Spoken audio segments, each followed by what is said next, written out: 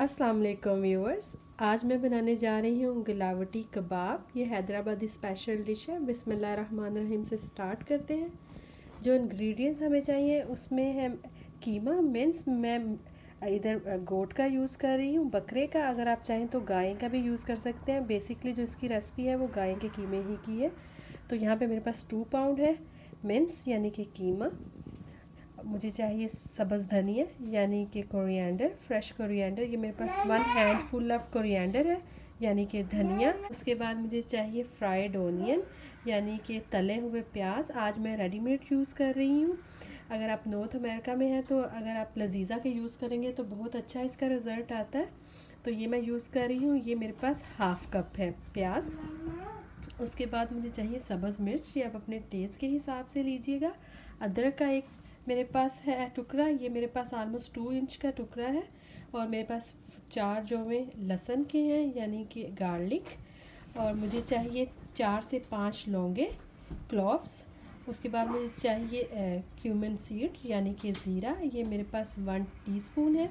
और उसके बाद मुझे काली मोटी इलायची चाहिए, कार्डेमम, ब्लैक कार्डेमम चाहिए, लेकिन मैंने उसका स्किन यूज़ नहीं करनी। मैंने इसके अंदर से जो सीड निकालने हैं वो चाहिए। 3 के मैं निकालूंगी यानी कि 3 पीस चाहिए मुझे कार्डेमम ब्लैक, इनसाइड उसकी सीड।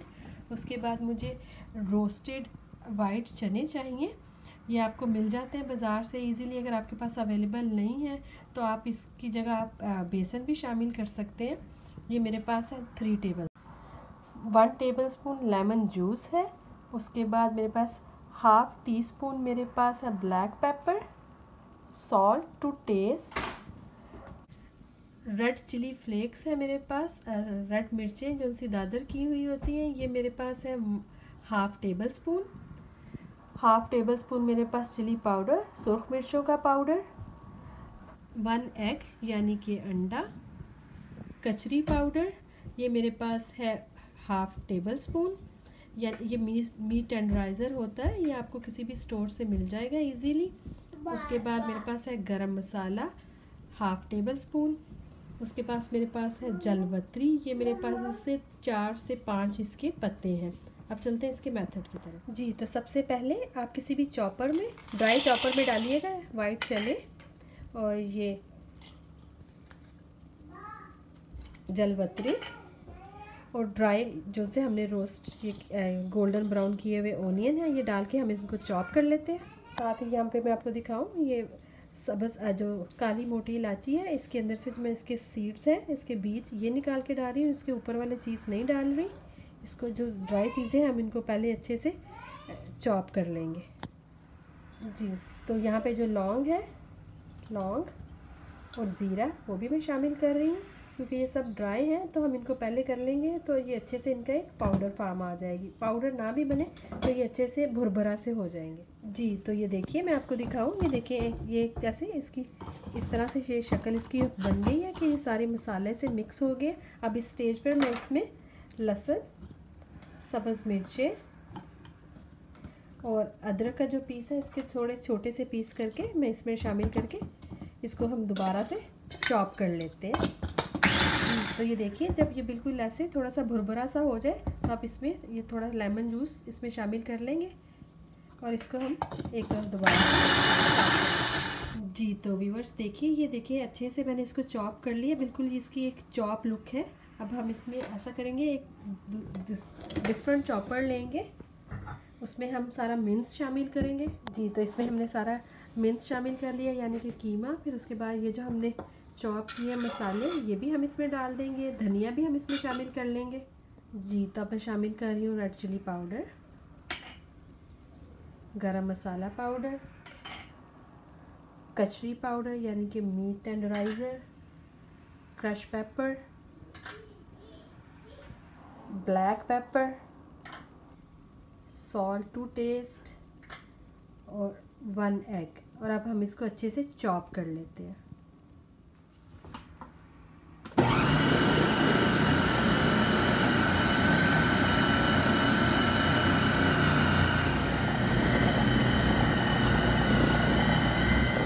जी, तो देखिए यहाँ पे ये बहुत सॉफ्ट, आपने देखना है इसको बहुत अच्छे से चॉप करना है कि यकजा हो जाए। जितना अच्छा चॉप होगा उतना अच्छा बनेगा। और यहाँ पे मैं इसमें 2 टेबलस्पून, क्योंकि जो मैंने कीमा यूज़ किया है उसमें बिल्कुल भी कोई फ़ैट नहीं थी।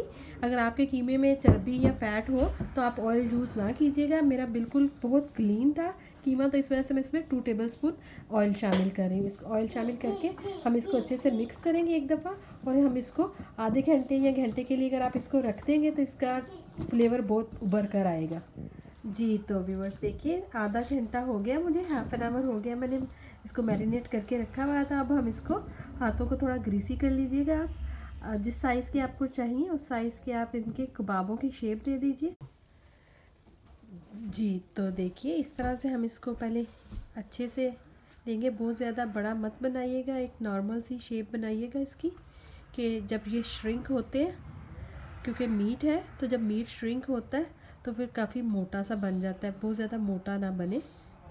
आप हाथों की मदद से इसको थोड़ा सा दबा लीजिए, जिस तरह से हम शामी कबाब बनाते हैं। शामी कबाब कुछ लोग ज़रा मोटे पसंद करते हैं, कुछ ज़रा पतले, तो उसी तरह इनको भी आपने बहुत ज़्यादा मोटा नहीं बनाना। इस तरह से आप इसकी एक शेप दे दीजिए और इसको एक प्लेट में रखते जाइए। इसी तरह से मैं एक और बना लूँगी। इसी तरह से इन सब की शेप बना के हम रख लेंगे और फिर हम इनको शैलो फ्राई कर लेंगे। जी तो देखिए, मैंने इनको शेप दे दी है। अब हम इसको शैलो फ्राई कर लेंगे। शैलो फ्राई करने के लिए यहाँ पे मैं आपको दिखाऊं कि मैंने एक तवे पे, आप जिसमें भी बनाना चाहें, किसी पैन में भी बना सकते हैं। और एक छोटी सी टिप दूँ कि ये मीट के हैं तो इसको आपने बहुत ज़्यादा हाई फ्लेम पर नहीं बनाना। और देखिए, ऑयल भी बहुत कम डालना है कि ये हल्के से ऑयल में ये पक जाए। एक हम आहिस्ता आहिस्ता से एक उठाएंगे और इस तरह से हम सारे इसके ऊपर, ये देखिए मैं ब्रश नहीं कर रही, इसी कबाब के साथ मैं इसको सारा ऑयल सब तरफ फैला रही हूँ। और हम इस तरह से ये सारे कबाब इसके ऊपर, तवे के ऊपर डालते जाएंगे। और बिल्कुल लाइट फ्लेम पर इसको हमने बनाना है, क्योंकि हमने इसको बर्न नहीं करना। ये देखिए, इस तरह से। अगर बड़े साइज़ का कोई आपके पास पैन है तो एक दफ़ा में काफ़ी सारे बन जाएंगे। अगर छोटा है तो आप थोड़े थोड़े करके बना लीजिएगा। जी तो देखिए, सब मैंने तवे पे डाल दिए और मैं इसका फ्लेम आपको शो करती हूँ। ये देखिए, बहुत हाई फ्लेम नहीं है, नॉर्मल फ्लेम पे बनाइएगा। अभी भी मैं, क्योंकि तवा बहुत ज़्यादा गर्म नहीं था, इसको मैं मज़ीद थोड़ा लो कर रही हूँ। ये देखिए, लो फ्लेम पर बनेंगे ये। जी तो ये देखिए, मैं आपको दिखाना चाह रही हूँ कि क्लोज़अप लुक से, कि ये मीट की वजह से ये पानी छोड़ेंगे। जितना पानी छोड़ेंगे ये उतना ही अच्छा अंदर तक पक जाएंगे। अभी तक मैंने इनको मूव नहीं किया। इनको ऑलमोस्ट 4 to 5 मिनट हो गए तवे के ऊपर और वेरी लाइट फ्लेम पर है। तो अब हम इसको आहिस्ता आहिस्ता करके एक एक करके हम इसको मूव करेंगे। जहाँ पे आप देख लीजिएगा, जहाँ पे ज़्यादा हीट आ रही है वो वाले पहले कर दीजिएगा, इधर कम आ रही है उधर से बाद में कीजिएगा। ये देखिए, बहुत लाइट फ्लेम पर ये बनेंगे तो तभी ये अंदर तक अच्छे से पक जाएंगे। इस तरह से हम सबको चेंज कर लेते हैं।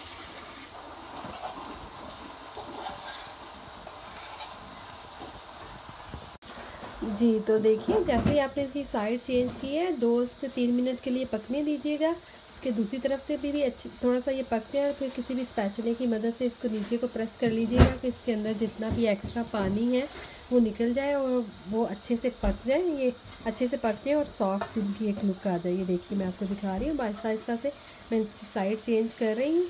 बहुत आराम से बनाइएगा, बहुत हाई फ्लेम पर नहीं बनाइएगा। जितना हल्की आंच पे बनाएंगे उतना ही ये अच्छा बनेगा। देखो जी तो व्यूअर्स देखिए, कबाब ऑलमोस्ट रेडी है। मुझे इतने ही इनको लाल करना है, बहुत ज़्यादा गोल्डन नहीं करना। देखिए, जो थोड़े बहुत रह गए उनको थोड़ा थोड़ा सा मैं कर रही हूँ मज़ीद। तो बहुत ज़्यादा इनको रेड ना कीजिएगा, क्योंकि मीट है, अगर बहुत ज़्यादा रेड हो जाए, ओवरडन भी हो जाए तो मज़ा नहीं आता। इसमें जूसीनेस बरकरार रहनी चाहिए। अब मैं एक डिश में निकाल के आपको दिखाती हूँ। जी तो व्यूअर्स देखिए, हैदराबादी गलावटी कबाब रेडी है। आप इसको सब्ज़ चटनी, पुदीने की और धनिया की चटनी के साथ, सैलड के साथ, अगर आपको मेरी आज की रेसिपी पसंद आई हो तो प्लीज़ लाइक करें एंड सब्सक्राइब करें। दुआओं में याद रखिएगा। अल्लाह हाफिज़।